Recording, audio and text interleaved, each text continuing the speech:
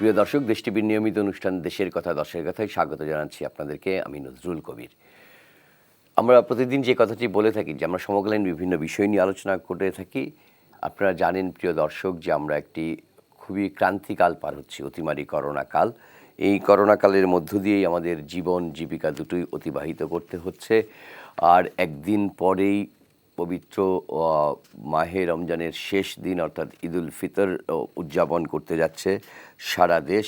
এইরকম একটি বাস্তবতায় এই ঈদকে কেন্দ্র করে ব্যাপক সংখ্যক মানুষ রাজধানী সহ বিভিন্ন বড় বড় শহরগুলো ছেড়ে তারা যার যার গ্রামের বাড়ির উদ্দেশ্যে রওনা করেছেন এবং সেখানে সরকারি বিধিনিষেধ তো উপেক্ষাই করা হয়েছে, একই সঙ্গে স্বাস্থ্যবিধিও মানা হয়নি। এই যে বিপুল সংখ্যক মানুষ বাড়িতে গেলেন, কেউই স্বাস্থ্যবিধি মানেননি, গায়ে গা লাগিয়ে যে যাওয়া হয়েছে। কেউ কেউ সেই ক্ষেত্রে বাড়ি যাওয়ার পথে এই যাত্রাপথেই শ্বাসকষ্টজনিত কারণে ভিড়ের মধ্যে পদদলিত হয়ে মারাও গেছেন। এরকম 5 জনের ঘটনা ঘটেছে। তাদের প্রত্যেকের প্রতি শ্রদ্ধা জানাচ্ছি যে এই ধরনের অনাকাঙ্ক্ষিত মৃত্যু আসলেই খুবই দুঃখজনক, বেদনাদায়ক। এরকম একটি বাস্তবতায় ঈদের পর শঙ্কা করছেন জনস্বাস্থ্যবিদরা যে আবারও ব্যাপক হারে বাংলাদেশে বাড়তে পারে এই সংক্রমণ। ফলে এই ঈদের পরে আবার তৃতীয় ঢেউ আসছে কিনা সেই নিয়ে যেমন শঙ্কা রয়েছে, পাশাপাশি এই সংখ্যার পাশে কিছুটা আশার জায়গাও আছে যে আজ চীন থেকে 5 লাখ ডোজ টিকা এসছে, সামনে আরও টিকা আসার প্রক্রিয়া চলমান রয়েছে। এই সমস্ত কিছু মিলিয়ে আমরা আজকে আমাদের আলোচনা করতে চাই। সেই জন্য আলোচনার শিরোনাম ঠিক করেছি তৃতীয় ঢেউয়ের ভয় অভয়। আমাদের সঙ্গে এই বিষয়ে আলোচনা করার জন্য 3 জন অতিথি আজ যুক্ত হয়েছেন। আমাদের সঙ্গে রয়েছেন IEDCR এর উপদেষ্টা ডাক্তার মুস্তাক হোসেন, রয়েছেন ডাক্তার তুষার মাহমুদ, ঢাকা মেডিকেল কলেজ হাসপাতালের কোভিড ইউনিটের চিকিৎসক, এবং লেখক, সাংবাদিক ও বিশ্লেষক মাসুদ কামাল। আপনাদের 3 জনকেই স্বাগত জানাচ্ছি আজকের এই আলোচনায়। ডাক্তার মুস্তাক হোসেন, আলোচনাটা শুরু করতে চাই আপনাকে দিয়ে প্রথমে। সেই জায়গাটি হচ্ছে যে এই যে আমরা ব্যাপক সংখ্যক মানুষ ঢাকা ছাড়লাম, রাজধানী ছাড়লাম, এবং এই করোনায় ঢাকা হচ্ছে সবচেয়ে ঝুঁকিপূর্ণ এলাকা বলা চলে, সবচেয়ে ঝুঁকিপূর্ণ শহর। এখানেই সংক্রমণের হারটা সবচেয়ে বেশি। সেই ক্ষেত্রে সামনে আমরা কেমন দিনের জন্য অপেক্ষা করছি? জি, ধন্যবাদ।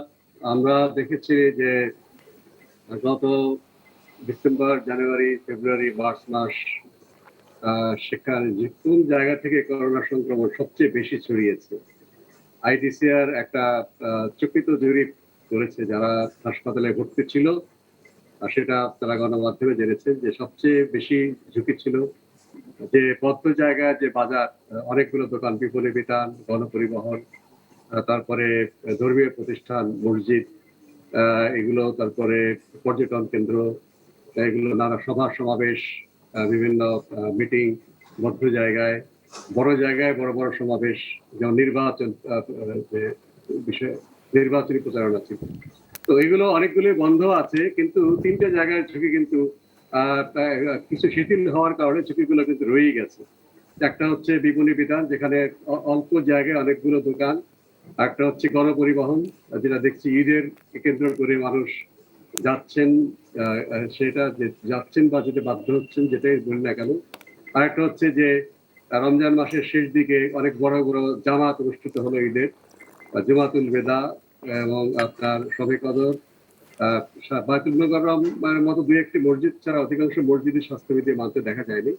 সামনে ঈদের জামাত আছে, সেটা যদি খোলা জায়গায় অনেক জায়গা নিয়ে করা হয় সেটা ভালো। আর যদি বদ্ধ ঘরে অনেক মানুষ ঠাসাঠাসি করে সেটা কিন্তু করোনা সংক্রমণ ছড়াবে। কাজে এর প্রতিক্রিয়াতে ঈদের পরে সংক্রমণ বাড়ার একটা আশঙ্কা আছে। ঢেউ হবে কিনা জানি না, কারণ ঢেউয়ের যে সংজ্ঞা, সেই সংজ্ঞা নিয়ে এখন অগ্রিম আলোচনা করা দরকার নেই। সংক্রমণ যে বাড়বে সেটি সন্দেহ নেই। সংক্রমণটা যদি ধীরে ধীরেও বাড়ে, তাতেও কিন্তু আমাদের নিশ্চিন্ত হওয়ার কোনো কারণ নেই। সংক্রমণটা যদি ছড়িয়ে গেছে সারা বাংলাদেশে, একসঙ্গে হয়তো দেখা যাবে না। হঠাৎ করে অনেক সংক্রমণ যেরকম বেড়েছিল আমাদের মার্চ এপ্রিলে, সেটি দেখা নাও যেতে পারে। এই সংক্রমণ ছড়িয়ে পড়ে সেগুলো আবার ঢাকা আসবে, এগুলো 2 সপ্তাহ, 3 সপ্তাহ, 4 সপ্তাহ দেখা যাবে। এটা হয়তো একটু ধীর গতিতে বাড়বে। সেটি অবশ্যই বিপজ্জনক, কারণ সংক্রমণ যত বাড়বে মৃত্যুর সংখ্যাও তত বাড়বে তার 3 সপ্তাহ পরে, সংক্রমণের পর।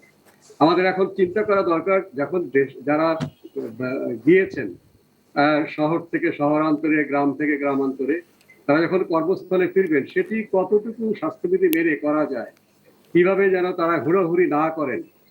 গণপরিবহনে ওঠা কিংবা ফেরিঘাট, সেগুলো যেন শৃঙ্খলা মেনে সবাই যেন দূরত্ব রেখে মেনে আসতে পারে, সেই বিষয়ে আইন শৃঙ্খলা কর্তৃপক্ষ, স্থানীয় প্রশাসন, পরিবহনের সঙ্গে জড়িত সকল পক্ষ, স্থানীয় জনপ্রতিনিধি, এগুলো মিলে কিন্তু আমাদেরকে এটা নিশ্চিত করতে হবে। নাহলে কিন্তু ফেরার পথেও যদি একইভাবে হয়, শুধু করোনা কেন, আমরা দেখছি যে, আমি অবশ্যই শোক প্রকাশ করছি, ফেরিঘাটে পদদলিত হয়ে কয়েকজন মানুষ, কিশোর, অল্প বয়সী এবং আরো অন্যান্য বয়সী মানুষ, তার দম বন্ধ হয়ে মারা গেছে। করোনা সংক্রমণ হলে মানুষ দম বন্ধ হয়ে আইসিইউতে মারা যায়। এটি তো আমরা ভিড়ের চাপে দম বন্ধ হয়ে গেছে। কাজে এই ধরনের মানবিক বিপর্যয় এটা এড়াতে পারি, শুধু মানে করোনার সংক্রমণই নয়, আমরা প্রত্যক্ষ জীবনের হুমকি তৈরি হয়েছে। এটি এখন থেকেই পরিকল্পনা করা উচিত। যারা গিয়েছেন তারা কাজে ফিরবেন। যারা অপ্রাতিষ্ঠানিক কাজে নিয়োজিত আছেন তারা হয়তো দেরি করে ফিরবেন, কারণ অপ্রাতিষ্ঠানিক দোকানপাট, ভাসমান দোকান, এগুলো হয়তো 2-3 সপ্তাহ, 4 সপ্তাহ পরে খুলবে। কিন্তু যারা প্রাতিষ্ঠানিক প্রতিষ্ঠানে কর্মরত আছেন তারা ঈদের ছুটি শেষ হওয়ার পরপরই তারা ফিরে আসবে। এটি কত সুশৃঙ্খল করা যায়, এটা যদি আমরা এখন থেকেই পরিকল্পনা করি, তাহলে আমাদের ড্যামেজ বা আমাদের ক্ষয়ক্ষতিটা কম হবে। অনেক ধন্যবাদ ডাক্তার মুস্তাক হোসেন। ডাক্তার তুষার মাহমুদ, আপনার কাছে একটু আসতে চাই যে মাঠ পর্যায়ে আপনারা কাজ করছেন, এখন রোগীর সংক্রমণ কেমন পাচ্ছেন এবং ভবিষ্যৎটা কেমন দেখেন? আপনি তো সেই শুরু থেকেই মাঠ পর্যায়ে হাসপাতালে কাজ করা থেকে শুরু করে রোগীদের সংস্পর্শে আপনার আছে, এমনকি টেলিমেডিসিন সেবার সঙ্গে আপনি দীর্ঘদিন যাবৎ যুক্ত। তুষার মাহমুদ। ধন্যবাদ, ধন্যবাদ। আসসালামু আলাইকুম। আসলে যে কথাটা বললেন যে মাঠ পর্যায়ে আমরা রোগীর সংখ্যা গত 7 দিন থেকে বা 10 দিন থেকে মানে গ্র্যাজুয়ালি কম, ভেরি রিসেন্টলি আসলে একেবারেই কম। আমি যদি সরকারি বেসরকারি দুই চিত্রই আপনাকে বলি যে মোটামুটি 70% এর বেশি বেড এখন ফাঁকা, যেটা কিন্তু 15 দিন আগেও চিন্তা করা যাচ্ছিল না। আমাদের নতুন একটা সেট আপ করা লাগলো, একটা হসপিটাল, 200 বেডের হসপিটাল, সেটাও প্রায় 90% এর মতোই অকুপাইড, মানে নাই, কিন্তু ফাঁকা। এটা একটা এটা কি স্বস্তির কথা। মানুষের কি আগ্রহ কমে গেছে এখন পরীক্ষা করানোর ব্যাপারে, এরকম কিছু নাকি? না এই যে তথাকথিত যেই আমাদের বিধিনিষেধ আছে লকডাউনের কারণে মানুষের অনাগ্রহের জায়গা তৈরি হয়েছে? না, না, না, এখানে তো ভাইয়া আমি হাসপাতালের কথা বলছি, জি। টেস্ট সেন্টার না। সো হাসপাতালগুলি তো আসলে আগ্রহ অনাগ্রহের বিষয় না। অক্সিজেনের প্রয়োজন হলে, তার অবস্থা, রোগীর অবস্থা খারাপ হলে তাকে আসতেই হবে। সো হাসপাতালের চিত্রটা আসলে আমরা যেটা পাই সেটা কিন্তু কোনো কিছু আমরা অনেক সময় মানে মানুষের মধ্যেও কিন্তু একটা, মানুষ না, আমাদের অনেকের মধ্যে থাকে যে এই যে সংখ্যাটা আমরা প্রতিদিন দেখছি সেটা হয়তো কিছুটা ভুল, বাড়তি, বানানো। কিছু সংখ্যা আমাদের স্ট্যাটিস্টিক্যাল কারণে হয়তো কিছুটা কম রিফ্লেক্ট হবে বা কোনো কোনো জায়গায় হয়তো বেশি রিফ্লেক্ট হয়, কিন্তু হাসপাতালের চিত্রটা কিন্তু সবসময় রিপ্রেজেন্ট করে যে আমরা কিভাবে, কোন পরিস্থিতি দিয়ে যাচ্ছি। আমরা হাসপাতালে যখন সিট পাচ্ছিলাম না, প্রতিদিন যখন আমরা ফোনের পর ফোন রিকোয়েস্ট পাচ্ছি যে আমাকে একটা আইসিইউ সিট ম্যানেজ করে দেন, একটা পর্যায়ে ছিল হসপিটালের সিট ম্যানেজ করে দেন, কিন্তু আমরা পারছিলাম না। তখন কিন্তু আসলেই আমাদের খারাপ অবস্থা যাচ্ছিল। তখন কিন্তু আমরা দেখছিলাম দৈনিক আমরা 20% উপরে সংক্রমণের হার ছিল। এখন যেটা আমরা এই যে 8 এর নিচে সংক্রমণের হার, আমরা কিন্তু হাসপাতালগুলিতেও একই চিত্র দেখছি। সিট ফাঁকা, রোগীর সংখ্যা কম, ইভেন ট্রায়াজে মানে আগে যে উপসর্গ নিয়ে আসতো অক্সিজেনের অভাব, প্যানিক অ্যাটাক, অনেক কমে গেছে। আমরা মৃত্যুর সংখ্যা কমে যাচ্ছে, আইসিইউতে বেড ফাঁকা, যেটা কিন্তু একটা আশার কথা, একটা স্বস্তির কথা। কিন্তু আমার ভয়টা হচ্ছে গিয়ে আমরা বাঙালি হিসেবে স্বস্তিতে যখনই থাকি তখনই একটা অস্বস্তির জন্ম দিই আমরা। খুব হাল ছেড়ে দিই আমরা। যদি একদম আমি সবসময় যদি আমি ক্রিকেট খেলার সাথেও তুলনা করি, যে যে কোনো অবস্থাতে কিন্তু হাল ছাড়া যাবে না, যে কোনো সময় খেলার মোড় ঘুরে যেতে পারে। আমাদের এই করোনা সিচুয়েশনটা আমরা দেখেছি 15 দিনের মধ্যে কিন্তু সিচুয়েশন কমপ্লিটলি ডিস্ট্রয়েড। আমরা এত সুন্দরভাবে গুছিয়ে নিয়েছিলাম একটা যুদ্ধের একদম গুছানো একটা জিনিস কিন্তু তছনছ হয়ে গেল। পয়েন্ট মানে 5% নিচে সংক্রমণের হারটা 15 দিনের মাথায় 23% চলে গেল। আমরা কিন্তু ভাবছি যে ইন্ডিয়ার মতো হয়তো সংখ্যাটা এত বড় না, কিন্তু আসলে বাস্তবতা কিন্তু আমরা ইন্ডিয়ার মতো ভয়াবহটা অলমোস্ট পার করেছি। আমরা কিন্তু অনেক লাকি আমরা যে ওইটা সাস্টেন করেনি। আরো যদি 10 দিনও সাস্টেন করতো আমাদের হেলথ অবস্থা হয়তো ইন্ডিয়ার মতো এখনই ভেঙে পড়তো। কিন্তু এই জায়গাতেই আমার কথা যে আমরা যখন একটা ভালো সময় পার করছি, এটাকে একটু ধারণ করতে হবে। আমরা সবাই বুঝতেছি আর 14টা দিন আর 21টা দিন একটু ধৈর্য ধরতে হবে আমাদেরকে। আমাদেরকে একটু সচেতন হতে হবে। ইন্ডিয়ার ভাইরাসটা আমাদের দেশে এখন পাচ্ছে, এটাতে ভয় পাওয়ার কিছু না। আমরা খুব অন্য জিনিসে ভয় পেয়ে যাই। আজকে WHO বলেছে 44টা দেশে কিন্তু ইন্ডিয়ান ভ্যারিয়েন্টটার উপস্থিতি আছে। সো 44টা দেশে কিন্তু ইন্ডিয়ার মতো ম্যাসাকার হতে পারে যদি তারা এরকম মানে অসচেতনতার মতো কাজ করে। আমরা একটা খুব মানে ভয়ঙ্কর সময় দিয়ে যাচ্ছি। কারণ এটা যদি আর 2 মাস পরে হইতো, আমাদের মানুষকে বলাও লাগতো না যে আপনি বাড়িতে যেন না, আপনি ঈদের জামাত পড়েন না, এগুলি বলা লাগতো না। কিন্তু এখন এমন একটা সময়ের মধ্যে আমরা আছি যে এই গ্যাদারিং গুলি আসবে, আমরা বুঝতেছি। আমাদের খালি করতে হবে কি যে না, এবার আমরা এই 21টা দিন একটু সচেতন থাকবো। এটা খালি আমার জন্য না, এটা আমার মানে পরিবারের জন্য, আমার দেশের জন্য করতে হবে। তাহলেই আমরা হচ্ছে গিয়ে আগামী যে সংক্রমণের আশঙ্কাটা সবাই করছি, এবং এটা হয়তো বাড়বে, কিন্তু আমার একটা বিশ্বাস, আমার একটা আশা যে হয়তো ইন্ডিয়ার মতো এত বাজে অবস্থার মধ্যে আমরা পড়বো না। আমাদের বেশ কিছু প্লাস পয়েন্ট আছে, বেশ কিছু আমরা এখনো শক্তির জায়গাতে আমরা আছি। এটা একটা ভালো দিক, কিন্তু এর মানেই না যে আমরা পড়বো না তাই বলে আমরা মানে যে কোনো ভাবে আক্রান্ত হব। যে কোনো একটা মানুষ, করোনা না হোক অন্য যে কোনো ভাবে অসুস্থ হওয়াটাই একটা ঝুঁকির কারণ পড়ে। জি, আমরা কেন জেনে শুনে সেইটা অ্যাডাপ্ট করতে চাবো? অনেক ধন্যবাদ ডাক্তার তুষার মাহমুদ। মাসুদ কামাল, শুনছিলেন আপনি দুজন চিকিৎসকের ভাষ্য। ইতিমধ্যে সরকার, আমরা জানতে পেরেছি যে মন্ত্রিপরিষদ বিভাগে প্রাথমিক আলাপও হয়েছে। সেটি হচ্ছে যে এই লকডাউন বা বিধিনিষেধ যেটাই বলি যেরকম আছে, ঈদের পরে সেটি আরও সপ্তাহখানেক ন্যূনতম বাড়ার সম্ভাবনা রয়েছে। এবং সেই রকম বাস্তবতাও যদি থাকে, যে ডাক্তার তুষার যেই কথাটি বলছিলেন যে এখন যারা বাড়িতে গেল তারা সংক্রমিত হলো কি হলো না, এটা ন্যূনতম আরও 15 দিন লাগবে আমাদের বুঝতে। সেই হিসেব যদি করি তাহলে সময়ের হিসেবে পুরো মে মাসটাই লাগছে তখন। এবং এই মে মাসটায় যদি আক্রান্ত হয়, সেখান থেকে সংক্রমণের ঝুঁকিটা কত বেশি কি কম, সেটা বুঝতে বুঝতে জুনের অর্ধেক চলে যাবে। এই রকম একটি বাস্তবতায় দাঁড়িয়ে আমাদের কি সেই প্রস্তুতিটা আপনি লক্ষ্য করছেন কিনা? না, আমি তো আসলে মানে অত টেকনিক্যাল লোক নই। এখানে ওনারা দুজনই তো এই ব্যাপারে অভিজ্ঞতা, টেকনিক্যাল লোক, ওনারা ডিটেল ভালো কিছু। কিন্তু আমি ওভারঅল সাধারণ মানুষ হিসেবে যে জিনিসটা বুঝি, আমি মনে করি আমাদের সেই ধরনের কোনো প্রস্তুতি দৃশ্যমান নয়। এটা 1 নম্বর কথা। দ্বিতীয় কথা হলো যে লকডাউন যদি আরো এটা বাড়ানো হয়, কি বাড়ানো হবে এটা বুঝতে হবে। আমরা কিন্তু একটা ধারাবাহিক কঠোর বিধি নিষেধের মধ্যে আছি।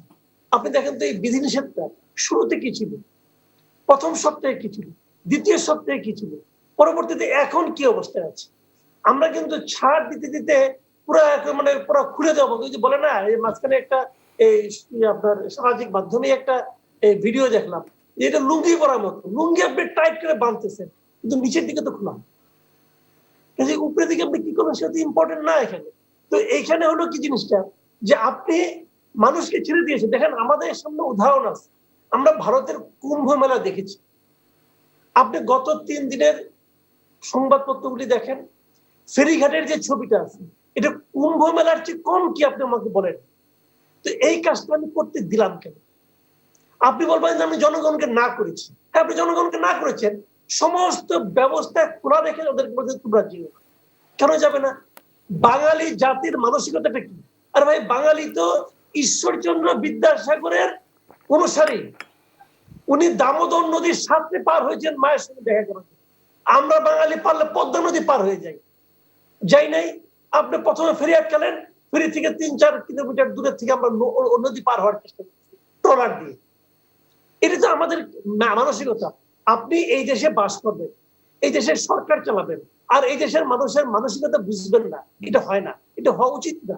আমাদের মানসিকতা তো এটাই, আমরা যাব।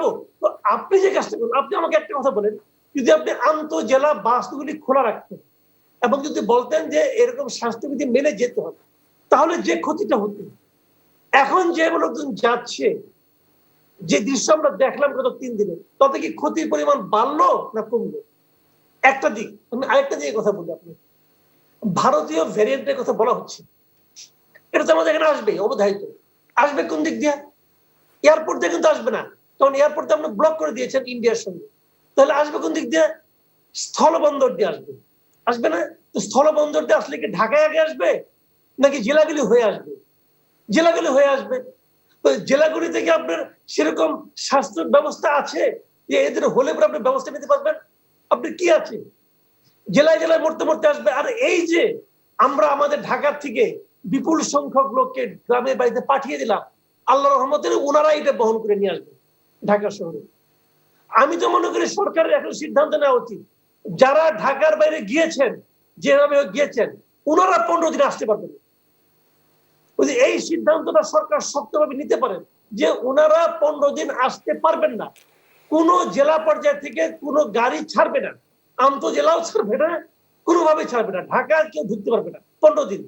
এটা আপনি করেন, তাহলে আমি কিন্তু বলতেছি আমার কমন সেন্স থেকে, আমার কিন্তু অত জ্ঞান মানে বিজ্ঞানের জ্ঞান তো নাই, ওনারা বলতে পারবেন, কিন্তু আমার কাছে যেটা মনে হয় কমন সেন্স থেকে, যে এদেরকে আগামী 15 দিন ঢাকায় ঢুকতে দেওয়াটাই ঠিক হবে না।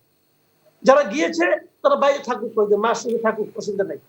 তাহলে ঢাকায় আসতে হবে না। যারা চাকরি করছেন, যারা প্রতিষ্ঠানে কাজ করেন, সেক্ষেত্রে কি হবে? তারা তো স্বয়ং প্রধানমন্ত্রীর অনুরোধকে উপেক্ষা করে গেছেন। যে লোক দেশের প্রধানমন্ত্রীর অনুরোধকে উপেক্ষা করে বাড়িতে যায়, তার শাস্তি পাওয়া উচিত, তার চাকরি চলে যাওয়া উচিত। কেন সে গেছে? তাকে যাওয়ার জন্য কেউ হাতে পায়ে ধরছিল? সে তো সরকারের নির্দেশনা উপেক্ষা করে গেছে। ও থাকুক গ্রামের বাড়িতে, দেখুক কেমন লাগে। সিম্পল হিসাব। আপনি এইগুলি মানতে হবে। আপনি এটা করে দেন, দেখবেন যে বাদ বাকি আগামী 2 দিনে যাদের যাওয়ার তারা যাবেন। এরা হয়েছে জানেন, আমাদের এটা হলো কি, আমরাই শিক্ষা দিয়েছি। আমরা কি শিক্ষা দিয়েছি? আমরা প্রথমে সব বন্ধ করে দিলাম, দেওয়ার পর গার্মেন্টস মালিকরা বললো আমাদেরটা চালু রাখতে হবে, তাদের চাপে তাদেরটা চালু করে দিলাম। তারপরে আমরা দোকান মালিক সমিতির চাপে মার্কেট চালু করে দিলাম। আমরা যখন চালু করে, এই মানুষগুলি ভাবলো যে চাপ দিলেই যে সরকার মেনে নেয়, তো আমরা যে ফেরিঘাটে চাপ দিই, আমাদেরকে যাওয়ার ব্যবস্থা করে দিবে, তখন মানবিক দৃষ্টিভঙ্গিতে দিবে। এখন কোশ্চেনটা হলো, আপনি মানবিক হলেন কেন হলেন? মানবিকতার এই প্রশ্নটা আসতোই না যদি আপনি মানিকগঞ্জ পর্যন্ত যেতে না দিতেন, যদি আপনি মুন্সিগঞ্জ পর্যন্ত যেতে না দিতেন। আপনি যেতে দিলেন কেন ওই পর্যন্ত?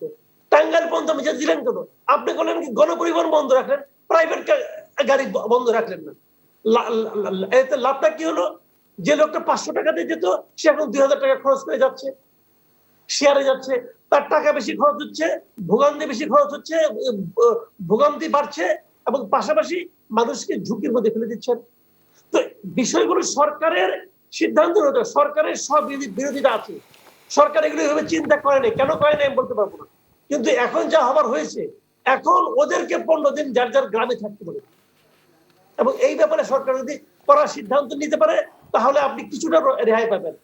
অথবা ভারতে যা হয়েছে, যদি তার অর্ধেক আমার দেশে হয়, আমার দেশের স্বাস্থ্য ব্যবস্থা বলতে কিছু থাকবে না, টোটালি ভেঙে যাবে। অনেক এটা হলো ধন্যবাদ আমার observation। মাসুদ কামাল। ডাক্তার মুস্তাক, এবার আপনার কাছে আসতে চাই। শুনছিলেন আপনি একেবারে সাধারণ মানুষের কণ্ঠস্বরের হয়ে কথা বলছিলেন মাসুদ কামাল, যদিও তিনি দীর্ঘদিন যাবতই সাংবাদিকতা এর সঙ্গে যুক্ত এবং বিশেষ করে স্বাস্থ্য খাতের সাংবাদিকতার সঙ্গে অনেক দিন থেকেই কাজ করছেন। ডাক্তার মুস্তাক, আপনি জনস্বাস্থ্যবিদ হিসেবে আপনার কাছ থেকে জানতে চাই যে আমাদের সামনের যে শঙ্কার জায়গা বলছেন, এখন দু একটি পরামর্শও দিলেন মাসুদ কামাল, সামনে কি আসলে আমরা আটকে দিয়ে সমাধান করতে পারবো, নাকি আবার ওই যে আন্তঃজেলা বাস আমরা যাওয়ার সময় দেই নাই, অথবা আসার সময় ট্রেন, লঞ্চ, বাস সব খুলে দিব, স্বাস্থ্যবিধি মানার নিশ্চয়তা দিতে পারবো? দেখুন, মাসুদ ভাই যেটা বলছেন একটা আদর্শ পদ্ধতি। আগামী 2 সপ্তাহ যদি আমরা সবকিছু বন্ধ করে, যেটা 14ই এপ্রিল থেকে করা হয়েছে, খুবই ভালো হয়। অবশ্যই আমরা মানে ব্যক্তি ব্যক্তি যোগাযোগ, এক জেলার থেকে আর এক জেলার যে যোগাযোগ যদি বন্ধ থাকে, তাহলে সংক্রমণ পরিস্থিতিটা অনেকটা সামাল দেওয়া যায়। এটা এটা এটা করতে গেলেও কিন্তু প্রস্তুতি দরকার। আমি বলেছি যে এটা ফিরে আসাটা যদি সুশৃঙ্খল হয়, স্বাস্থ্যবিধি মেনে যতখানি করা যায় করা যায়, কিন্তু আমরা যদি বন্ধ করে রাখতে পারি, যারা যারা এখানে আসবেন তাদেরকে যদি আমরা কার্যকরভাবে তাদেরকে যার যার জায়গায় থাকার জন্য সহায়তা করতে পারি, এবং সেই সহায়তা করবার জন্য আইন শৃঙ্খলা বাহিনী, স্থানীয় প্রশাসন, স্থানীয় জনপ্রতিনিধি কাজ করতে পারেন, খুবই ভালো। এই বিষয়ে কোনো সন্দেহ নেই, আমরা অনেক কার্যকরভাবে করতে পারবো। কিন্তু যদি সে ধরনের মানুষকে আমরা সক্ষম করে গড়ে তুলতে না পারি, তাদেরকে যদি আমরা এভাবে মানে এই বিষয়ে এই পরিস্থিতি সৃষ্টি করতে না পারি, তাহলে কিন্তু আবার দেখা যাবে যে যেভাবে ঢাকা ছেড়েছে মানুষ, অনেক মানবিক মানে বিপর্যয় হয়েছে, কষ্ট হয়েছে, আবার সংক্রমণটাও বেড়েছে। সেই ধরনের ঘটনা ঘটলে কিন্তু সেটা আমাদের জন্য ভালো হবে না। আমাদের যদি আমাদের আমাদের ইস্যু ডাক্তার মুস্তাক, আপনাকে একটু মনে করিয়ে দিতে চাই, আমাদের গত বছরের অভিজ্ঞতা কিন্তু খুব একটা ভালো না। ঈদের পরে আমরা যখন বন্ধ রেখেছিলাম, তখন নিশ্চয়ই আপনার মনে আছে যে গার্মেন্টস শ্রমিকরা কিভাবে মাইলের পর মাইল হেঁটে চলে আসছিলেন। ঠিকই বলেছেন, ঠিকই। আমি সে ধরনের পরিস্থিতি যেন না হয়, আমি বন্ধ করলাম কিন্তু কার্যকরী করতে পারলাম না, শুধু পুলিশি ব্যবস্থা দিয়ে সম্ভব না। পুলিশ প্রয়োজন হবে জনগণকে সহায়তা করার জন্য, যারাই আইন মানতে চান। একটা ভিড়ের মধ্যে যদি যদি অনেক মানুষ আইন মানতে চান, তখন তারা নিজেরা পারে না, তখন সহায়তা দরকার হয়, সেটি আইন শৃঙ্খলা বাহিনী বা প্রশাসন সহায়তা করে। কাজে এই বিষয়গুলো ব্যাপকভাবে আলাপ আলোচনা, অংশগ্রহণের মধ্য দিয়ে স্থানীয় পর্যায়ে, জাতীয় পর্যায়ে, পরিবহন শ্রমিক এবং যারা গিয়েছেন প্রাতিষ্ঠানিক যারা কর্মী, তাদের দেশে তাদের ঢাকায় ফেরার তাড়াটা বেশি। আমি বলেছি আগে, অপ্রাতিষ্ঠানিক এই দোকানপাট, ভাসমান, এগুলো সহসা খুলবে না, 2-3 সপ্তাহ পরে খুলবে। এই বিষয়ে ব্যাপক পরিকল্পনা যদি করা যায় ভালো, কিন্তু যদি আমরা শুধুমাত্র বন্ধ করে দিই রাস্তাঘাট, প্রতিটি বাড়িতে পুলিশ, প্রতিটি বাড়িতে স্বেচ্ছাসেবক পাঠাতে পারি যারা এই কাজটা করবে, পুলিশ পাঠানো সম্ভব নয়। তো এখানে আপনি বল প্রয়োগও একটা নির্দিষ্ট মাত্রা বেশি করতে পারবেন না। সেই বল প্রয়োগটা যেটা হয় সেটা হচ্ছে মানুষের সম্মতি নিয়ে, যে যেমন আমরা ব্যাংকে লাইনে দাঁড়াই টাকা নেওয়ার জন্য, আমি জানি টাকা ফুরিয়ে যাবে না, টাকা ব্যাংকে পাবো। কেউ যদি লাইন ভাঙতে চান, তখন আমরা সিকিউরিটিকে ডাকি যে তোমরা আমাদেরকে লাইন ইয়ে করে দাও, নিশ্চিত করে দাও। সেভাবে আইন শৃঙ্খলা বাহিনী এখানে কাজ করতে পারে। জনস্বাস্থ্য সমস্যা, এটা কিন্তু ল অ্যান্ড অর্ডার, আইন শৃঙ্খলার সমস্যা নয়। এটা করতে গেলে এখন থেকেই আমাদের সর্বস্তরে আলোচনার মধ্য দিয়ে এগুলো করতে হবে, এবং অবশ্যই জনগণের সম্মতিটা খুবই দরকার। তারা কেন ফিরবেন এটাও বোঝা দরকার। না ফিরলে তার ক্ষতি কি হবে, সেই ক্ষতিটা আমরা কতটুকু সামাল দিতে পারবো, এই প্রতিষ্ঠানগুলো আরো বন্ধ বাড়াবে কিনা, এগুলো শুধু যানবাহন বন্ধ করলে হবে না, পায়ে হেঁটে আসবে। আপনি ঠিকই বলেছেন, গার্মেন্টস শ্রমিকরা পায়ে হেঁটে দীর্ঘ পথ পাড়ি দিয়েছে, অত্যন্ত অমানবিক বিষয়, এবং তারা এসে আবার চলেও গেছে পায়ে। কাজে এটা প্রস্তুতি নিয়ে যদি করা হয় নিশ্চয়ই ভালো হবে, এবং আমরা এই যে ঊর্ধ্বমুখী সংক্রমণটা অনেকটা কমাতে পারবো, এবং আমরা একটা স্বস্তির জায়গায় থাকবো। ধন্যবাদ। অনেক ধন্যবাদ ডাক্তার মুস্তাক হোসেন। ছোট্ট একটা বিরতির সময় হয়েছে, বিরতি নিয়ে আসছি ডাক্তার তুষার আপনার কাছ থেকে। আমরা তো বলছি যে আসার কথা, সামনের কথা, কিন্তু যারা ইতিমধ্যে গেছেন আমরা কিন্তু এখনও নিশ্চিত নই। যারা বিপণী বিতানগুলোতে ঘুরেছেন গত কয়েকদিন যাবৎ, এবং যারা আজ যাচ্ছেন, আগামীকালকেও হয়তো অনেকে বাড়িতে যাবেন, বিপণী বিতানগুলোতে যারা কাজ করছেন তারাও হয়তো কালকে বাড়ি ফেরার চেষ্টা করবেন। এদের মধ্যে কতজন ইতিমধ্যেই করোনায় আক্রান্ত হয়েছেন এবং তারা কিভাবে করোনা ছড়ানোর ক্ষেত্রে কী অবস্থায় আছে, সেই রকম কোনো পরীক্ষা শনাক্তকরণের জায়গায় কোনো পদক্ষেপ নেওয়া যাবে কিনা এই ঈদের ছুটিতে, এরকম কোনো ভাবনা আপনাদের আছে কিনা, সেই সব বিষয়ে জানার চেষ্টা করব ছোট্ট একটি বিরতি থেকে ফিরে এসে। বিরতির পর আবারও ফিরে এলাম দেশের কথা দশের কথা অনুষ্ঠানে। আজ আমরা আলোচনা করছি করোনার তৃতীয় ঢেউয়ের ভয় অভয় নিয়ে।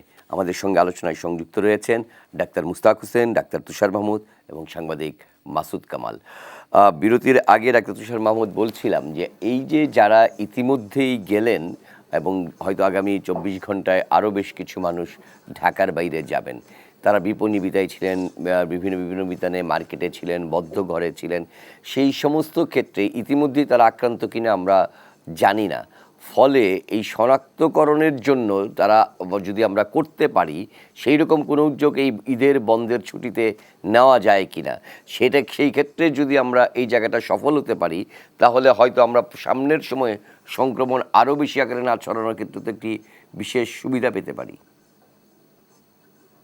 অবশ্যই খুবই চমৎকার একটা কথা যে আমরা যদি এই ঈদের গ্যাপে যারা যেই জায়গাতেই গিয়েছে সেই উপজেলা লেভেলেও যদি আমরা টেস্ট, কারণ এখন র্যাপিড অ্যান্টিজেনও করা যাচ্ছে, যদি করা পসিবল হয় তাহলে হচ্ছে গিয়ে আমরা হয়তো যারা অ্যাসিমটোমেটিক ক্যারিয়ার তাদেরকে আইসোলেটেড করে রেখে এই ব্যবস্থাটা করতে পারি। কিন্তু রিয়েলিটিটা কি, আমাদের এমনিতেই টেস্ট করার প্রতি অনাগ্রহ আছে, 1 নম্বর। 2 নম্বর, যারা বাড়িতে গিয়েছে একটা উৎসবের জন্য গিয়েছে, তখন আপনি তাকে ডেকে নিয়ে এসে টেস্ট করাবেন এইরকম বাস্তবতাটা আমাদের আসলেই নাই। 5-7 দিনের জন্য গিয়েছে, ওই ফ্যামিলির সাথে টাইম কাটায়, তারা ওইখানে হাসপাতালে যাবে, এটা আসলে আহ, হবেই না। আমাদের হচ্ছে কি এই প্রজেক্টটা নিলে দেখা যাবে ওইটার উপর আমরা ফোকাস করে একটা কাজ করতেছি যে টেস্ট করব, টেস্টের যারা নেগেটিভ হবে বা মানে পজিটিভ আসলে এরকম এরকম করব, কিন্তু আসলে আমি দেখা যাবে টেস্টই করাতে পারবো না লোকজনকে। ওয়ারাজ মাসুদ ভাইয়া যেটা বললেন যে আমরা, বা মোস্তাক স্যার যেটা বললেন যে ঢাকায় ফিরে তো তারা আসবে, এই আশাটাকে আমরা কিভাবে কতটুকু প্রোটেক্টিভ ওয়েতে, আইসোলেটেড ওয়েতে আনতে পারি যেন আসার পথে তারা আর বাড়তি না ছড়ায়। কারণ যা ড্যামেজ হয়ে গিয়েছে আমাদের জানি আমরা, we have already done the damage, এখন আমাদের ড্যামেজ কন্ট্রোলটা করতে হবে যেন বাড়তি আর কোনো কিছু না ছড়ায়, বা বাড়তি যতটুকু ড্যামেজ হবে সেটাকেও যেন আমরা সহনীয় মাত্রায় রাখতে পারি, যেন আমরা পরবর্তীতে সেই ঊর্ধ্বগতি, মানে এখন যেটা হয়ে গিয়েছে এবং সামনেও হবে, এই দুইটার জন্য কিছুটা ঊর্ধ্বগতি আমরা আসবেই। আমরা যেমন অনেকের মধ্যেই দেখেছিলাম যে ভারতীয় ভ্যারিয়েন্টটা আসার পরে অনেকেই মানে ভয় আতঙ্কিত হয়ে গেল, এটা তো হওয়ারই কথা ছিল। সারা পৃথিবীর নেইবার কান্ট্রিতে যদি একটা খুব অ্যাক্টিভেটেড ভ্যারিয়েন্ট আসে, সেটা পার্শ্ববর্তী দেশকে অনেক বেশি ড্যামেজ করেছে। আমরা নেপালে অলরেডি তখন দেখছি, আমাদের দেশে আসবে এটা স্বাভাবিক, আমাদের ল্যান্ড পোর্ট খোলা ছিল। সো এটা তো অবাক না, কিন্তু আমাদের উচিত ছিল কি এটা আসবে, আসলে আমরা কিভাবে ম্যানেজ করব সেটা ধরে রাখতে হবে। আরেকটা জিনিসের যে টেস্টের কথা বলছেন, এখানে মোস্তাক স্যার আছেন, এখানে ডিফারেন্ট একটা মতবাদ নিয়ে আমি একটু যদি উত্থাপন করি, এটা একদমই ডিফারেন্ট একটা মতবাদ। সারা পৃথিবীতেই বলা হচ্ছে যে বেশি বেশি টেস্ট করে জানতে হবে কাদের করোনা হচ্ছে, তাদেরকে আইসোলেটেড করতে হবে, কারণ অনেকেরই হচ্ছে গিয়ে মানে ওই যে অ্যাসিমটোমেটিক ভাবে তারা ছড়াতে থাকে। খুবই চমৎকার কথা, কিন্তু এই টেস্ট বেশি বেশি করাটা আসলে আধুনিক দেশ, যে দেশে একজন ডাক্তারের পরামর্শ অনুযায়ী শুধুমাত্র চিকিৎসা হয়, সেখানের জন্য খুব কার্যকরী। আমাদের দেশ বা উপমহাদেশের বিভিন্ন দেশে যেখানে একজন পেশেন্ট নিজের ইচ্ছা মতো হাসপাতালে ভর্তি হতে পারে, সেই সব জায়গার জন্য এই অতিরিক্ত টেস্টটা একটা ঝুঁকির কারণ হতে পারে। পার্শ্ববর্তী দেশেই কিন্তু আমরা দেখতে পাচ্ছি, ভারতে 30% অধিক হসপিটালে কিন্তু মানুষরা যারা মাইল্ড টু মডারেট কেস তারা ভর্তি হয়ে সিটটা দখল করে রাখছে, তখন সিভিয়ার কেসগুলি কিন্তু সিটটা পাচ্ছে না।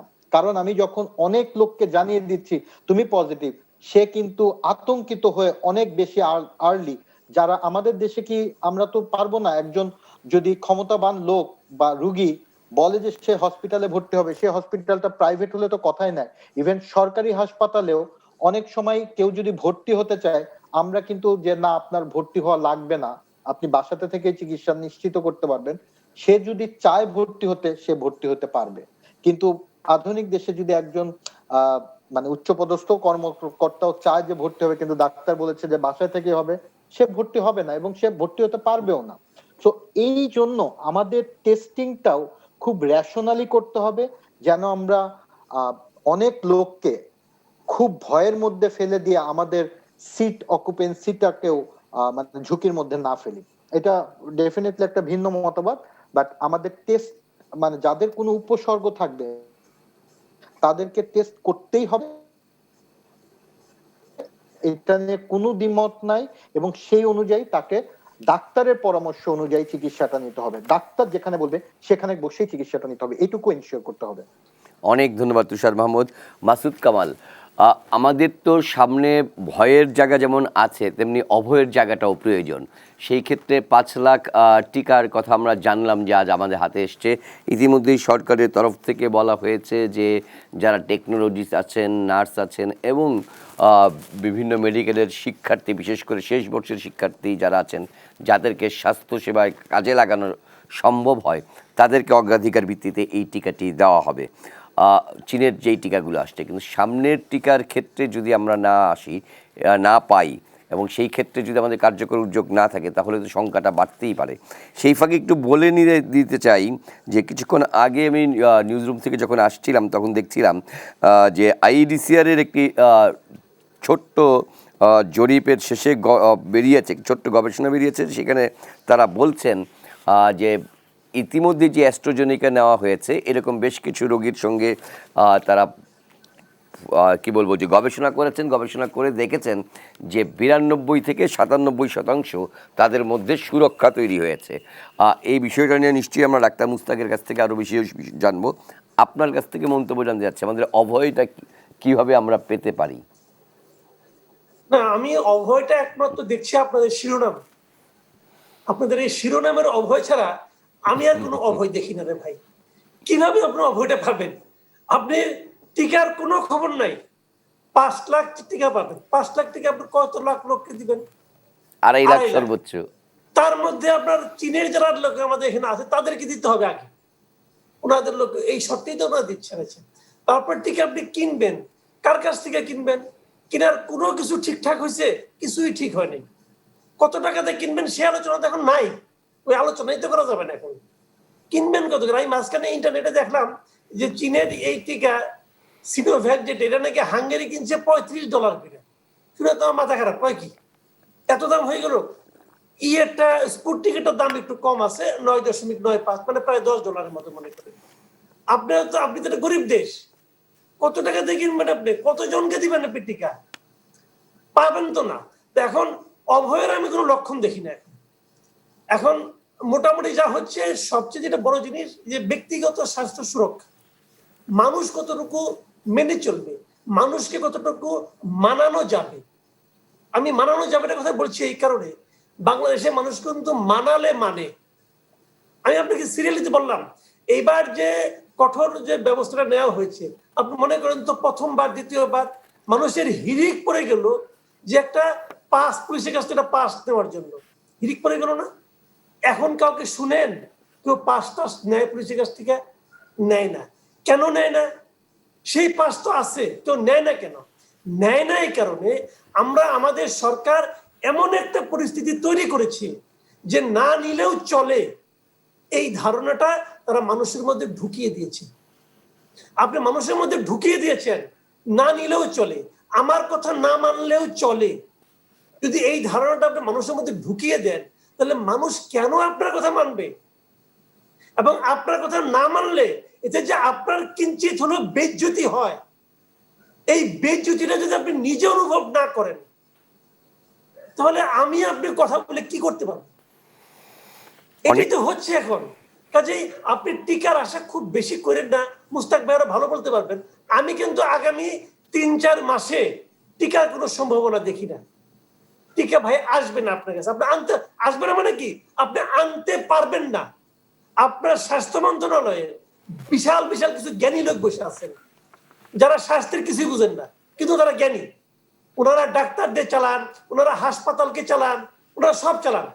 এই জ্ঞানী লোকগুলির মাতব্বরির কারণে আপনি টিকা আনতে পারবেন না, অন্ততপক্ষে 6 মাস আনতে পারবেন না। কথাটা বলে দিলাম, লেখা রাখেন। যা কিছু দানে পাবেন, দান খয়রাতে পাবেন, ওগুলো নিয়ে সন্তুষ্ট থাকতে হবে। আপনি আনতে পারবেন না। অনেক ধন্যবাদ মাসুদ কামাল। ডাক্তার মুস্তাক হোসেন, আপনার কাছ থেকেই জানতে চাই যে টিকার একটি জায়গা যেমন আসার কথা যে অ্যাস্ট্রাজেনেকার তো স্বাস্থ্য সুরক্ষা দিচ্ছে 92 থেকে 97%, আপনাদের জরিপের মধ্য দিয়ে আইইডিসির জরিপের মধ্য দিয়ে বেরিয়ে আসছে। সেই রকম একটি জায়গাতে আমরা তো টিকা তো আমাদের লাগবেই, সেই জায়গাতে টিকার কোনো সম্ভাবনা এই মুহূর্তে লক্ষ্য করছেন না মাসুদ কামাল। তাহলে সেই ক্ষেত্রে আমাদের এই অভয় দেওয়ার, নাগরিককে অভয় বাণী দেওয়ার সূত্রটি কি হবে? মাসুদ ভাই এই বাস্তবতাই তুলে ধরলেন। এই মুহূর্তে প্রত্যক্ষভাবে টিকার জন্য চেষ্টা হচ্ছে, সরকারিভাবে, বেসরকারিভাবে, দ্বিপাক্ষিকভাবে, বহুপাক্ষিকভাবে। সুনির্দিষ্ট প্রতিশ্রুতি কিন্তু কোথাও পাওয়া যায়, এটি কথা ঠিক আছে। প্রথম সবচেয়ে বেশি জোর দেওয়া হচ্ছে 20 লাখ ডোজ অ্যাস্ট্রাজেনেকার টিকা ভারতের বাইরে যারা তৈরি করছে সেই সমস্ত সূত্র থেকে।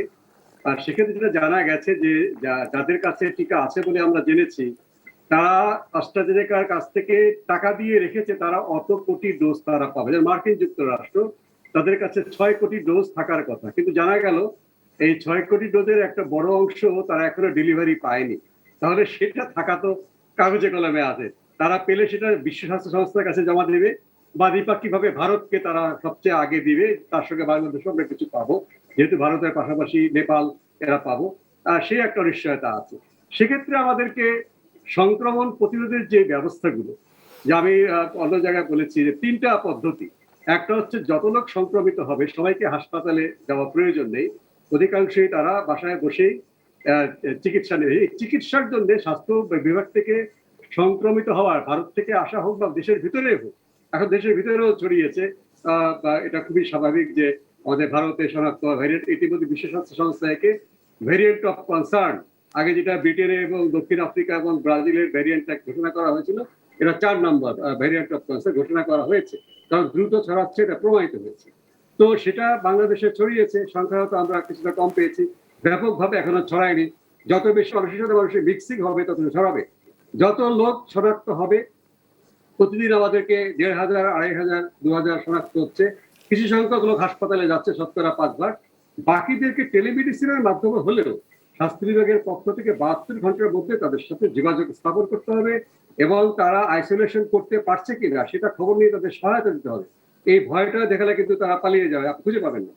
কিন্তু আমরা তো আমরা গত 2 মাসে যে তো এই টেলিমেডিসিন নামক কোনো জিনিসের অস্তিত্বই পেলাম না বলা চলে। একটা সময় ছিল, গত বছর যখন আক্রান্ত হয়েছিল, পজিটিভ রিপোর্ট আসার সঙ্গে সঙ্গেই আপনার স্বাস্থ্য অধিদপ্তর থেকে একটি ফোন আসতো রোগীর কাছে। কিন্তু এবার আমরা যখন এই যে অক্সিজেন সংকটে ভুগলাম, আইসিইউর সংকটে ভুগলাম, সেই তার আগে কিন্তু এই টেলিমেডিসিনের সরকারি উদ্যোগে অভিজ্ঞতাগুলো একেবারেই প্রায় শূন্যের খাতায়। টেলিমেডিসিন এখনো হচ্ছে, কিন্তু প্রয়োজনের তুলনায় খুবই কম। এই জনবল যারা টেলিমেডিসিন দিচ্ছেন, এরা কিন্তু স্বাস্থ্য দপ্তরের আইডিসিআর, তারপরে কন্ট্রোল রুম, ডিজিজ কন্ট্রোল, এরা দিচ্ছে। অনেক স্বেচ্ছাসেবক আছে, তারপরে কিন্তু 72 ঘন্টার ভিতরে আমাদের যে পরিমাণে জনবল এবং লজিস্টিক দরকার, সেটা কিন্তু ঘাটতি আছে। এখানে কিন্তু বিনিয়োগ দরকার। আর একটা হচ্ছে যে এরপরে এটা ডাক্তার মুস্তাক, এই জায়গাটা আপনি যখন নিয়োগের প্রস্তুতি উঠলেন, গতবারই যখন নাকি এরকম স্বেচ্ছাসেবক এবং কিছু কিছু মানুষ কন্ট্রাক্টে কাজ করতেছিল, তাদের অনেকেরই বলা হয়েছিল একটি ন্যূনতম সম্মানী ভাতা দেওয়া হবে, তার 1 পয়সাও তারা পায়নি। সেই কারণে আগ্রহ হারিয়ে ফেলেছে এই নবীন চিকিৎসকরা। সেটাই তো কথা, যে এখানে যদি আপনি 10 টাকা খরচ করতে কুণ্ঠিত হন, আপনি এখানে 10 টাকা খরচ করলে 1 লাখ টাকা, লাখ লাখ টাকার আইসিইউ খরচ থেকে আপনি বাঁচতে পারবেন। ডাক্তার তুষার যেটা বললো যে আপনি টেলিমেডিসিন করলে সে আশ্বস্ত হবে। আমি ব্যক্তিগতভাবে অনেকে আমাকে অনুরোধ করেন আমার সামাজিক পরিচয়ের কারণে, আমার একটা টেলিফোন, যে প্রতিদিন একটা খবর না হলে যদি 2 দিন পরে খবর নেই, সে আশ্বস্ত যে আমার হাসপাতালে যাওয়া লাগবে না। যে পালস অক্সিমিটারে আপনি মাপেন, যদি 94 নিচে না হয় আপনি বাসাতেই থাকেন, আপনার কোনো সমস্যা নেই, আপনার সিটি স্ক্যান করার দরকার নেই। যারা বয়স্ক তারা অবশ্যই সেটা করবে, যারা ঝুঁকিপূর্ণ। এটা কিন্তু ব্যবস্থা এখনো আছে, প্রয়োজনের তুলনায় কিন্তু এটা অপ্রতুল, এবং এখানে কিন্তু আপনাকে অবশ্যই টাকা খরচ করতে হবে। এবং তারপরে স্বাস্থ্যবিধি মেনে চলা সকল নাগরিকের জন্য টিকা আসা পর্যন্ত এই 2টি পদ্ধতি আমাদেরকে করতে হবে। সেটা কিন্তু আমাদের পারস্পরিক সহায়তা প্রয়োজন হবে, জনগণকে সম্পৃক্ত করে এটা করতে হবে। এটা শুধু হুকুম দিয়েও হবে না, আর সীমিত জনবল দিয়েও কিন্তু এটা করা যাবে না। এটা যদি এটা সম্ভব, আমরা আলাপ করছি বিভিন্ন বেসরকারি সংগঠন যারা সীমিত আকারে এগুলো করছে পাইলট বেসিসে, সফল, খুবই সফল। যেই গ্রামে বা শহরের যে ছোট্ট একটা অঞ্চলে তারা করছেন, তারা পাইলট হিসেবে, গবেষক হিসেবে করছেন। এটা সরকার হয়তো ভাবছে যে এটা থেকে টাকা খরচ করতে হবে। এই সমস্ত যারা এনজিওরা এগুলো করছে, আমি নামগুলো বলছি না, বিজ্ঞাপন হয়ে যায়, তাদেরকে উৎসাহিত করবার জন্য মিনিমাম যে টাকা, ভলান্টিয়ার রিক্রুট করতে গেলে আপনি যে তাদেরকে ট্রেনিং দিবেন 1 দিন 2 দিন, দুপুরে একটা সিঙ্গারা একটা চা খাওয়াবেন না, সেই টাকাটা তো দরকার। কাজে ভলান্টিয়ার তৈরি করতে সামান্য কিছু ইনভেস্টমেন্ট লাগবে, অনেক বেশি ভলান্টিয়ার লাগবে, টাকাটা বেশি দেখা যাবে, কিন্তু এটার ফলাফল আমরা পাবো। এই যে ডক্টর তুষারের আইসিইউতে আপনার লোকটা কম পাবো। আপনি ঠিকই বলেছেন যে যে হাসপাতালে ভর্তি, তুষারের কথায় আসছি, বাংলাদেশেও কিন্তু যখন আমাদের সংক্রমণটা মার্চে পেলে খুব তুঙ্গ মুহূর্তে, অনেকে দেখা গেছে যে হাসপাতালে, বিশেষ করে সরকারি হাসপাতালে ফ্যামিলি সিট, যে ফ্যামিলি সবাই আক্রান্ত হয়েছে, কেউ গুরুতর, কেউ মৃদু লক্ষণ। এখন যিনি গুরুতর ভর্তি অবশ্যই যাবেন, তার আইসিইউতে যাওয়া দরকার হতে পারে, কিন্তু যারা একটু সামান্য উপসর্গ আছে সে সিট ছাড়ছে না, কারণ তার আর একজন পরিবারের সদস্য সেও কিন্তু পজিটিভ হয়ে আছে। ফলে সে সিট ছাড়ছে কখন, যখন তার পরিবারের সদস্যটা আসছে। এতে হয় কি, যার অক্সিজেন দরকার, হাই ফ্লো নেজাল কোনো দরকার, হাই ফ্লো নেজাল টোনারে কিন্তু রোগীকে বসিয়ে দেওয়া যায় না, ওকে বেডে শোয়ে রেখে এবং ফ্লোরে রেখেও করা যায় না। একটা উঁচু জায়গায় শোয়ালে তারপর তাকে একটা অক্সিজেন দেওয়া যায়। কাজে এটার জন্য অবশ্য ডক্টর তুষার যেটা বলেছেন, আমাদের টেস্টিং যে স্ট্র্যাটেজি এখনো এটাই আছে সার্ভেলেন্সে। যারা লক্ষণযুক্ত তাদেরকে টেস্ট করা হচ্ছে, যারা লক্ষণযুক্ত না তাকে অ্যাসুরেন্স দিয়ে ফেরত পাঠানো হয় যে আপনার লক্ষণ হলেই আসবেন। আর যিনি পজিটিভ শনাক্ত হলেন তার ফ্যামিলির সদস্যদের টেস্ট করা হয়, তাদের লক্ষণ থাকবে না থাক, তারা হচ্ছে কন্ট্যাক্ট। এই কন্ট্যাক্টদেরকে টেস্ট করে দেখা হয় যে কার কার আছে, কার কার যার নাই তাকে সাবধানে থাক, তাকেও আবার কোয়ারেন্টাইন করি। এই নীতির ভিত্তিতে কিন্তু এখন টেস্ট করা হচ্ছে। জরিপ যদি করা হয় তখন অনেককে করা, অথবা কোন একটা গুরুত্বপূর্ণ অনুষ্ঠানে যাবে, যেমন মাননীয় প্রধানমন্ত্রীর সাথে যারা দেখা করতে যান বা সংসদ অধিবেশন যখন বসে তখন সবার টেস্ট করা হয়, কারণ ওখানে ঝুঁকি নেওয়া যায় না। এই সংসদ সদস্য যে অনেকে শনাক্ত হয়েছে অধিকাংশ কিন্তু মৃদু লক্ষণযুক্ত অথবা কোন লক্ষ্য তাদের মধ্যে নেই। রুটিন যে টেস্ট করা হয় যখন তারা সংসদে যান, তারা 48 আওয়ার্স পর পর তাদেরকে টেস্ট করতে হয়। এবং যে মার্চে যে আমাদের রাষ্ট্রীয় অনুষ্ঠান হলো, আন্তর্জাতিক অতিথিরা আসছেন, 5-6 হাজার টেস্ট ডেইলি করতে হতো। যারা আইন শৃঙ্খলা বাহিনীর সদস্য, ওখানকার কর্মচারী, বিদেশি গেস্ট, দেশীয় গেস্ট, তাদেরকে নিয়মিত ভাবে টেস্ট করে নিশ্চিত হয়েই কিন্তু তাদেরকে এটা ওখানে যেতে ছাড়পত্র দেওয়া হতো। কাজে ওখানে যারা অংশগ্রহণ করেছেন তাদের মধ্যে কিন্তু নিরাপদই মতো ছিলেন। এটা সব জায়গায় সম্ভব নয়। কোরিয়ার মতো করতে পারলে ভালো হতো। কোরিয়া নিজেরাই কিটটা বানায়, কোরিয়াতে নিজেদেরই এই বিষয়টা তারা করতে পারে। আমাদের পক্ষে আমাদেরকে অবশ্যই একটা নীতিমালার ভিত্তিতে টেস্ট আমরা করছি, এখন সেভাবেই হচ্ছে। তবে অনেক লক্ষণযুক্ত ব্যক্তি যারা প্রান্তিক মানুষ, সীমিত আয়ের মানুষ, তারা টেস্ট করতে আসছেন না এই আশঙ্কায় যদি পজিটিভ প্রমাণ হয় তাকে 14 দিন ঘরে আটকে থাকতে হবে। এমনি শ্বাসকষ্ট হলে তাকে তো হাসপাতালে সে আসবেই, আপনি মানা করলেও টেস্ট না করলেও তা যার দম বন্ধ হয়ে আসবে সে ডক্টর তুষারের কাছে হাসপাতালে ভর্তি হতে যাবেই। কিন্তু যারা মৃদু লক্ষণযুক্ত তারাও টেস্ট করার দরকার। এই কারণে তিনি যে কর্মস্থলে যাচ্ছেন তিনি 14 দিন সেটা যাবেন না। কিন্তু সে যদি সহায়তা না পায়, সে যদি খাবারের গ্যারান্টি না পায়, একজন খুবই সীমিত আয়ের মানুষ যার দৈনন্দিন মজুরি, দৈনন্দিন কাজ, সে মানে তার মানে অস্থায়ী কাজ, তাকে যদি অ্যাসুরেন্স দেওয়া হয় তুমি যদি টেস্টে পজিটিভ হও আমরা তোমাকে খাওয়াবো, সরকার কিংবা কমিউনিটি, তোমার পরিবার কোয়ারেন্টাইন, তোমরা ঘরেই থাকো, তোমাদের ঘরে খাবার পৌঁছে দেবে। এইটা একটা সংগঠন করেছে, এই যে কমিউনিটি সাপোর্ট সিএসপি সার্ভিস, সফল হয়েছে। যে টেস্ট করতে আসছে, ঠিক আছে, টেস্ট করতে আসছো না, বাসাতেই থাকো, তোমার জ্বর আছে, কাশি আছে, গা ব্যথা আছে, আমরা তোমাদের খাবার দেবো। টেস্ট করতে না চায় জোরাজোরি করার কোনো দরকার নেই। এমনকি তাদেরকে বলা হচ্ছে তোমাদের টেস্টে বিনা পয়সায়, তাও তারা করতে রাজি হয় নাই। মানে সামাজিক নিগৃহীত হওয়ার ভয় ছাড়াও জীবিকা হারানোর ভয় আছে। এইসব মিলিয়ে যদি আমরা করি নিশ্চয়ই আমরা পরিস্থিতিটাকে নিয়ন্ত্রণ রাখতে পারবো। জি জি ডাক্তার তুষার, আপনার কাছেই আসছি। ডাক্তার তুষার, আমি আপনার যেটা আপনার ভাষ্য তো আপনি দেবেনই, সঙ্গে একটা ছোট্ট প্রশ্ন করতে চাই। আপনি গত বছরের একদম শুরু থেকেই টেলিমেডিসিন সেবার সঙ্গে ওতপ্রোতভাবে যুক্ত, বেসরকারি উদ্যোগ আপনি অনেকগুলো, বিশেষ করে সাংবাদিকদের এর মাঝে আপনার টেলিমেডিসিন খুব সাকসেসফুলি আপনি করেছেন। আপনার অভিজ্ঞতার আলোকে বলেন যে আমাদের দেশে এই টেলিমেডিসিন সেবা আমাদের হাসপাতালের উপরে চাপটা কমাতে পারে কিনা, সামনে যদি আমাদের সংক্রমণ বেড়ে যায়। অবশ্যই, মানে চাপ কমাতে পারে, মানে পারে, এটার উদাহরণ তো গত বছরে দিয়েছেই।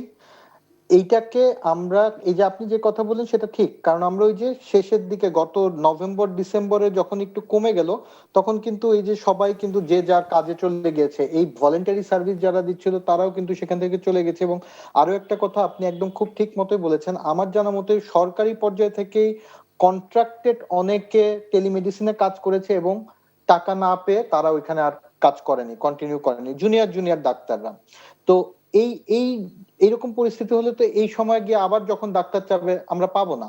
আমরা মনে করে নিয়েছিলাম যে আমাদের হয়তো আর লাগবে না, লোক কমে গিয়েছে, পেশেন্ট আর লাগছে না, একটা ছোট 5-7 জনের ডাক্তারের টিম দিয়েই হয়তো ম্যানেজ করা সম্ভব হবে। এখন কিন্তু হচ্ছে না। অবশ্যই একটা স্ট্রং টেলিমেডিসিন টিম গভর্নমেন্টের আগে যেটা ছিল সেটাকে আবার রিপ্লিকেট করতে হবে। মোস্তাক স্যার যেটা বললেন, অনেক প্রাইভেট কোম্পানিগুলি আছে। স্যার যেটা বললেন যে টাকার কথা, স্যার আমি অনেক কোম্পানি জানি যারা টাকারও প্রয়োজন নাই, তারা চাচ্ছে যে গভর্নমেন্টের সাথে, কারণ এটা কাজ করার সুযোগ, তারা এই কাজটা করতে চাচ্ছে, কিন্তু কোলাবোরেশন করার অভাবে, মানে মানে সুযোগের অভাবে কাজ করতে যাচ্ছে না, তারা ফ্রিলি কাজ করতে যাচ্ছে সেটাও পাচ্ছে না। সো এই জায়গাগুলিকে কিন্তু আমাদের অ্যাড্রেস, তার মানে নিজেরাও করবে না, অন্যের সহযোগিতা, অন্যরা করতে চায় তাদেরকেও সহযোগিতা করবে না, এরকম একটি জায়গাতে অনেকখানি এরকম একটা মিনিমাম একটা খরচ। এই যে আপনি যে টেলিফোনটা করবে, সেই টেলিফোনটা অবশ্য মোবাইল টেলিফোন কোম্পানিগুলো অনেকগুলো ফ্রি দিয়েছে, যে ফ্রি কল। তারপরে তো কিছুটা তো আপনাকে দিতে হবে, তারা তো লসে যেতে পারে না। কাজে মিনিমাম সহযোগিতা, এখানে টাকা খরচ করতে খুবই অনীহা যারা নীতি, যাদেরকে এক্স্যাক্টলি। মাসুদ ভাই সমালোচনা করলেন, তারা হিসাব করে আরে বাবা এত টাকা, আরে বাবা এখানে এত টাকা যদি দাও তাহলে আরো কোটি কোটি টাকা আর কোটি খরচ টাকা থেকে save বেঁচে যাবা, সেভ হয়ে যাবে। এইটুকু সহজ হিসাবটা মাথায় ঢুকছে না। স্যার আমি Minimum- মোস্তাক স্যারকে একটা বলুন। কোশ্চেন করতে যাচ্ছিলাম, মানে স্যার যে মানে আমার অনেক দিনের একটা কোশ্চেন ছিল, আজকে খুব রাইট টাইমে আপনি উপস্থাপন করেছেন। এই যে মাননীয় প্রধানমন্ত্রীর জন্য প্রোটোকলের যে এই যে টেস্ট করা হয়, তারপরে এই যে সংসদে যাওয়ার জন্য যে 48 ঘন্টা পর পর টেস্ট করা হয়, যে কোনো মানে রাষ্ট্রীয় প্রোগ্রামের জন্য যে 48 ঘন্টা পর পর টেস্ট করা হয়, এই টেস্ট নিয়ে স্যার আমার একটু কোশ্চেন ছিল যে এই যে টেস্টটা আমরা করছি, টেস্টটা স্যাম্পল কালেকশন করলাম, রেজাল্টটা দিব পরের দিন, 48 ঘন্টার মধ্যে নেগেটিভ রেজাল্ট নিয়ে আমি অনুষ্ঠানে যোগদান করতে পারবো। কিন্তু স্যাম্পল কালেকশন নেওয়ার পরে ওই লোকটা কিন্তু সাধারণ মানুষের মতো ঘুরে বেড়াচ্ছে, দোকানে যাচ্ছে, হাসপাতালে যাচ্ছে, তাহলে তো এরকম মানে সেফটি হলো না। আমি তো তাকে তার কন্ট্রাক্টটা কোনো মতেই মানে বন্ধ করলাম না যে তুমি স্যাম্পল দিয়েছো, এখন তুমি আর কোথাও যেতে পারবে না নেক্সট প্রোগ্রামে যাওয়ার আগে। তাহলে আমার এই টেস্টের ভ্যালুটা কোথায় থাকলো স্যার? অত্যন্ত একটা খুব গুরুত্বপূর্ণ কথা তুলেছেন ডক্টর তুষার।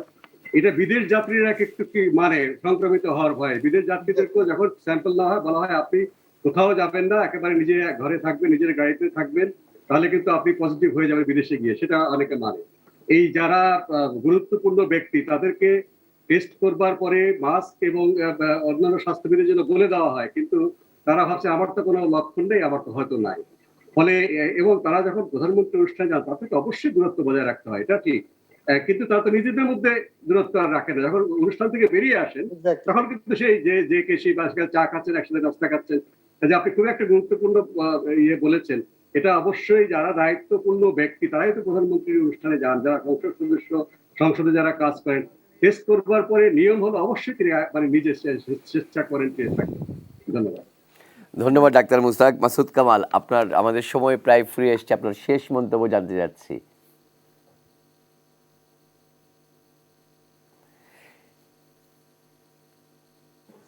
জি। হ্যাঁ, ডাক্তার তুষার যে কথাটা বললেন, দেখেন অনেকে কাজ করতে চায়, অনেকে ফ্রিও কাজ করতে চায়। কেন করতে চায়? দুটো কারণে চায়। একটা হলো সামাজিক একটা দায়িত্ববোধ তারা অনুভব করে, আরেকটা হলো তারা ভাবেন যে আমি সরকারের সঙ্গে একটা কাজ করলাম, তো এটা হয়তো পরবর্তীতে কোনো একটা স্বীকৃতি পাওয়া যেতে পারে। এই দুটো কারণে করতে চায়, কিন্তু সরকার নিতে চায় না। কেন নিতে চায় না? কেন নিতে চায় না? যে কথা নাকি মুস্তাক ভাই বললেন যে এখন যার পিছনে আপনি 10 টাকা খরচ করতে অনীহা প্রকাশ করছেন, তার পিছনে কিন্তু আপনি লাখ টাকা আপনাকে একসময় খরচ করতে হবে যদি আপনি এখন কাজটা না করেন। ওই যে সময়ের 1 ফোর অসময়ের 9 ফোর যে জিনিসটা। তো এই যে মুস্তাক ভাই কথাটা বললেন, মুস্তাক ভাই বুঝেন, আপনি ইকবাল কবির বুঝেন, আমি নজরুল কবির বুঝেন, আমি মাসুদ কামাল বুঝি, ডাক্তার তুষার বুঝেন, আর সরকারের সচিব সাহেবরা বুঝেন না কেন? ওনারা আরো বেশি বুঝেন। ওনারা আমাদের এই বুঝের সঙ্গে ওই লাখ টাকার 10% কমিশনটাও বুঝেন। এই 10 টাকা খরচ করে তো আমার কোনো লাভ নেই, আমার লাখ টাকা খরচ করলে আমার লাভ আছে, ওখান থেকে আমি 10% কমিশন নিতে পারি। হিসাবটা ভাই সহজ। এই লোকগুলো মানে অযোগ্য এবং অপ্রয়োজনীয় লোকগুলো, আমি অপ্রয়োজনীয় বলবো, এরা আমাদের দেশের জন্য অপ্রয়োজনীয় লোক। এই অপ্রয়োজনীয় লোকগুলো গুরুত্বপূর্ণ জায়গায় বসে থেকে আমাদের দেশের মানুষের জন্য ক্ষতি করছেন। হিসাব সহজ। তা না হলে গতবার যে সমস্ত লোকগুলো কাজ করলো তাদের ভাতাটা পেল না কেন? কয় টাকা তাদের ভাতা কেন পেল না? আপনি একটা কথা বলেন, আপনি আমাকে, আমার দেশের একটা প্রতিষ্ঠান বলছে তারা ভ্যাকসিন আবিষ্কার করার পথে অগ্রসর হচ্ছে, তাদের দাবিটা সঠিক কি বেঠিক আপনি কি বিচার করেছেন? ফেলে রেখেছেন? আপনি দ্রুত বলে দেন যে ভাই এটা হচ্ছে না। তারও যে বড় কথা, আমার তো সন্দেহ আছে এটাকে বিচার করার জন্য তাদের দায়িত্ব দেওয়া হয়েছে সেই লোকগুলি আদৌ যোগ্য কিনা। সেই লোকগুলি চুপচাপ বসে আছে এই কারণে যে তাদের বিচার করতে, আসলে বিচার করতে নামলে তাদের জারি জুরিটা ফাঁস হয়ে যায়, তারা এই জন্য চুপচাপ বসে আছে। এবং চুপচাপ বসে আপনি গ্লোবাল এটা নিয়ে ভ্যাকসিনে বলেন এটা এই কারণে অযোগ্য, এই কারণে হবে না, বলে দেন। আপনি তো বলেনও না, কিছু বলেন না, চুপচাপ বসে থাকেন, ঝুলিয়ে রাখছেন। আপনি তো ভ্যাকসিন আনতে পারবেন না, তো আপনি এখানে কিছু ইনভেস্ট করেন না। সারা দুনিয়ার লোক ইনভেস্ট, দেখেন ভারতে সিরামে ভ্যাকসিন আপনি ওরা বানাচ্ছে, অ্যাস্ট্রাজেনেকা ভ্যাকসিন, ওরা কিন্তু নিজেরাও কিন্তু কোভ্যাক্সিন করেছে এবং ওদের ভ্যাকসিনও কিন্তু চলছে একই সঙ্গে পাশাপাশি। তো ওরা পারে, আমাদের দেশের বিজ্ঞানীরা কি একদমই অথর্ব? আমাদের লোকজন তো বিদেশে গেলে বিরাট বিরাট কাজ করতে পারে, আমাদের এখানে পায় না কেন? আমাদের এই যে লোকেরা, আমাদের ডাক্তার সাহেবরা বিদেশ দিয়ে কি কাজ করছে না, সুনাম অর্জন করছে না? আমার দেশে তাকে কাজ করতে দেওয়া হচ্ছে না বলে তারা করতে পারছে না। তারা করতে চাচ্ছে কিন্তু তাদের দেওয়া হচ্ছে না। এই যে আমলাতান্ত্রিক জটিলতাটা দেখেন, আমি এই যে এখন এই মুহূর্তে যদি আমি সমালোচনা করি, সবচেয়ে বড় সমালোচনা করব এই লোকগুলিকে এই ফেরিতে কুম্ভ মেলার মতো তুলতে দেওয়াটা। এটা কাদের সিদ্ধান্ত? আমাদের দেশের লোকের মানসিকতা আমার সরকার কি বুঝে না? তিনবার তারা ক্ষমতায় আসছে, এই জনগণের ভোট নিয়েই তো আসছে না? তারা জনগণের সেন্টিমেন্ট বুঝে না, এটা আমাকে মানতে হবে।